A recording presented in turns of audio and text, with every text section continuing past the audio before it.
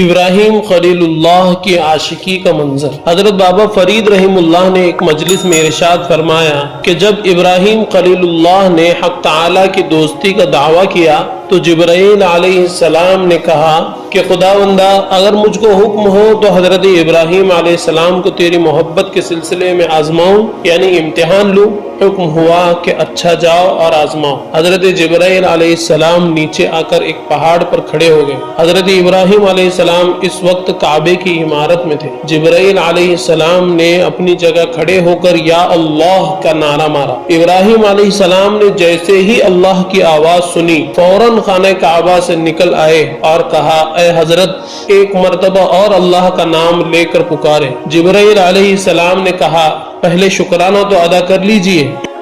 جب حضرت شیخ الاسلام اس جگہ پر پہنچے تو آنکھیں ڈبڈبا آئیں اور کہا جو کچھ میرے پاس ہے سب تمہارے شکرانے میں نچھاور کر دوں، صرف خدا کے واسطے ایک مرتبہ اور اللہ کہہ دو، جان بھی نثار کر دوں اور جو کچھ دل میں ہے وہ بھی دے دوں اگر تم صرف ایک مرتبہ اور اللہ کہہ دو۔ غرض ابراہیم علیہ السلام نے فرمایا کہ ہزاروں اونٹ جو میں رکھتا ہوں وہ سب اللہ کی رضا اور دوستی کے لیے میں نے صدقہ کیے، آپ پھر اللہ کا نام لے لیجیے۔ حضرت جبرائیل علیہ السلام نے یا اللہ کا نعرہ لگایا، چنانچہ ابراہیم علیہ السلام کے پاس مال اور سامان جو کچھ تھا سب انہوں نے وعدے کے مطابق دے دیا۔ جبرائیل علیہ السلام نے تھوڑی دیر کے بعد کہا اب کیا کہتے ہو؟ ابراہیم علیہ السلام نے فرمایا کہ ایک بار اور یا اللہ کہہ دیجئے کہ جان بھی فدا کر دوں۔ جبرائیل علیہ السلام نے پھر یا اللہ کا نعرہ لگایا۔ ابراہیم علیہ السلام نے ایک نعرہ مارا اور بے ہوش ہو کر گر پڑے۔ اب جبرائیل علیہ السلام کو ابراہیم خلیل اللہ کی سچائی کا اندازہ ہو گیا۔ جب انہیں ہوش آیا